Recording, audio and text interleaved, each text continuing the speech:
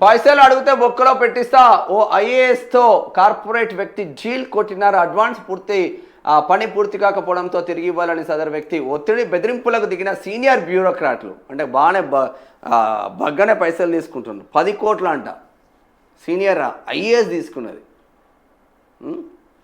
North ఇండియాకు చెందిన corporate వ్యక్తితో పని నిమిత్తం డీల్ చేసుకున్న ఓ ఐఏఎస్ అధికారి దాన్ని పూర్తి చేయకపోగా తీసుకున్న డబ్బులు తిరిగి ఇవ్వాలని కోరినందుకు బెదిరింపులకు దిగాడు. డబ్బులు అడిగితే కేసులు పెట్టించి జైలుకు పంపుతానని ధమ్కి ఇచ్చారు. దీంతో లబోదిబోం అంటూ బాధిత కార్పొరేట్ వ్యక్తి తన సన్నిహితులకు విషయం చెప్పారు. వారంతా ఏకమై గుజరాత్ వ్యాపారుల లాబీని రంగంలోకి దింపే ప్రయత్నం చేశారు. విషయాన్ని గ్రహించిన సీనియర్ ఐఏఎస్ విషయం మరింత లాగితే అసలుకే ఎసరు వస్తుందని భావించి సగం డబ్బులు వెనక్కి ఇచ్చినట్టు తెలిసింది. దీనిపై ప్రస్తుతం సెక్రటరేట్ వర్గాల్లో ప్రచారం జరుగుతుంది. 10 కోట్లకు కుదిరిన డీల్. వారే వా 10 కోట్లు అంట ఐఏఎస్తో కుదిరిందంట డీల్.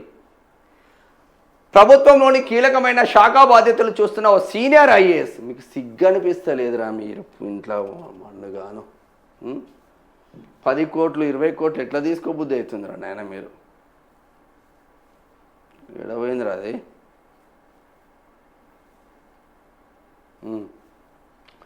ఓ సీనియర్ ఐఏఎస్ అధికారి లావాదేవీలను నేరుగా మాట్లాడకుండా ఓ మీడియేటర్ను నియమించుకున్నట్లు ఆరోపణలు ఉన్నాయి. దీంతో ఆ శాఖలోని వ్యవహారాలన్నింటినీ సదరు మధ్యవర్తి ద్వారానే సంబంధిత అధికారి క్లియర్ చేస్తారని ప్రచారం ఉంది. అందులో భాగంగా నార్త్ ఇండియాకు చెందిన ఓ కార్పొరేట్ పర్సన్కు చాలా కాలంగా సంబంధిత శాఖలో పెండింగ్లో ఉన్న పనిని క్లియర్ చేయించుకోవాలని భావించారు. అందుకోసం మధ్యవర్తి ద్వారా కీలక శాఖ బాధ్యతలు చూస్తున్న సీనియర్ ఐఏఎస్ ఆఫీసర్ను కలిసి పని పూర్తి చేయడానికి 10 కోట్లకు డీల్ మాట్లాడుకొని అడ్వాన్స్గా 1.5 కోట్లకు పైగా నగదును తీసుకున్నట్టు తెలిసింది. కానీ ఈలోపే ప్రభుత్వం ఆ సీనియర్ ఆఫీసర్ను ఆ శాఖ నుంచి బదిలీ చేయడంతో ఫైల్ క్లియర్ చేయలేకపోయారు. దీంతో పని కాలేదని తాము ఇచ్చిన అడ్వాన్స్ వెనక్కి ఇవ్వాలని ఒత్తిడి చేయడం మొదలుపెట్టారు. కార్పొరేట్ వ్యక్తుల కౌంటర్ ధమ్కి. డబ్బులు వెనక్కి ఇవ్వాలని నిత్యం ఫోన్ చేస్తుండడంతో సీనియర్ ఐఏఎస్ విసుగు చెంది డబ్బులు అడిగితే తనకు ఉన్న పరిచయాలతో పోలీసులకు చెప్పి కేసుల్లో ఇరికిస్తానని బెదిరించారు. దీంతో బాధితుడు తన బిజినెస్ సర్కిల్లోని వారికి అసలు విషయం వివరించి బోరున విలిపించారు. దీంతో వారంతా ఏకమై గుజరాత్కు చెందిన బిజినెస్ లాబీని కలిసి సదరు ఐఏఎస్ అధికారి వ్యవహారాన్ని పూసగుచ్చినట్లు వివరించారు. అనంతరం వారే ఏకంగా రంగంలోకి దిగి తీసుకున్న డబ్బులు ఇవ్వకపోతే తమ గుజరాత్ పవర్ను చూపిస్తామని సంకేతాలు పంపారని ప్రచారం జరుగుతున్నది. మ్యాటర్ చేయి దాటిపోతుందని గ్రహించిన సదరు అధికారి తీసుకున్న అడ్వాన్స్లో సగం డబ్బులు వెనక్కి ఇచ్చినట్లు ప్రచారం జరుగుతుంది. ఏమున్నారా మీరు.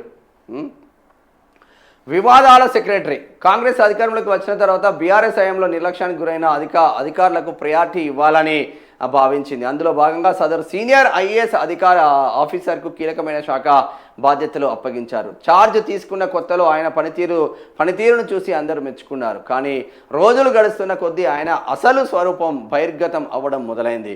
తన ఆమోదం కోసం వచ్చే ఫైల్స్పై ఏదో ఒక కొర్రి వేయడం, మంత్రుల సిఫార్సులను వెనక్కి పంపడం పరిపాటిగా మారిందని విమర్శలు ఉన్నాయి.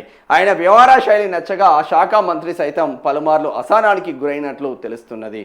దీంతో ఆయన్ను కొన్ని రోజుల కిందట ఆ శాఖ నుంచి తప్పించింది. ఇక ఆ ఫైల్ క్లియర్ చేయాలంటే 10 కోట్ల రూపాయలు కావాలి. మాకు 10 కోట్ల రూపాయలు అయితే మేము క్లియర్ చేస్తాం.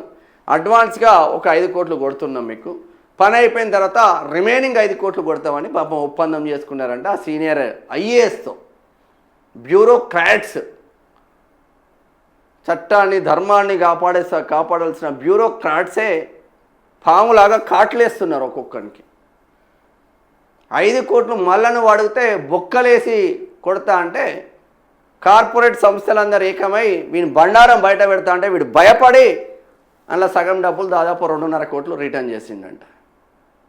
ఒక ఐఏఎస్ ఒక డీల్కే ఒక 10 కోట్ల రూపాయలు తీసుకుంటే ఎంతమంది ఐఏఎస్లు, ఎంతమంది ఐపీఎస్లు, ఎంతమంది రాజకీయ దుర్మార్గులు ఎన్ని కోట్లు వెనుకేసుకుంటున్నారో ఒక్కసారి మీరు ఆలోచించండి. నా భారతదేశంలో, నా తెలంగాణ రాష్ట్రంలో పేదోడు ఇంకా పేదోడుగానే ఎందుకు మిగులుతున్నాడు? డబ్బు సంపాదించినోడు ఇంకా డబ్బులు ఎట్లా సంపాదిస్తున్నారు? 3 పూటల బువ్వలేని వాడి కోసం ఎవడు ఆలోచించట్లేదు.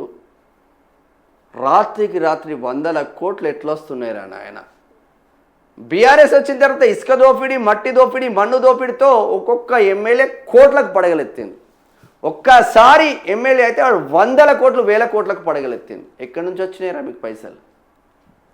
ఇక దుర్మార్గులుగా గట్లనే తయారయ్యారు.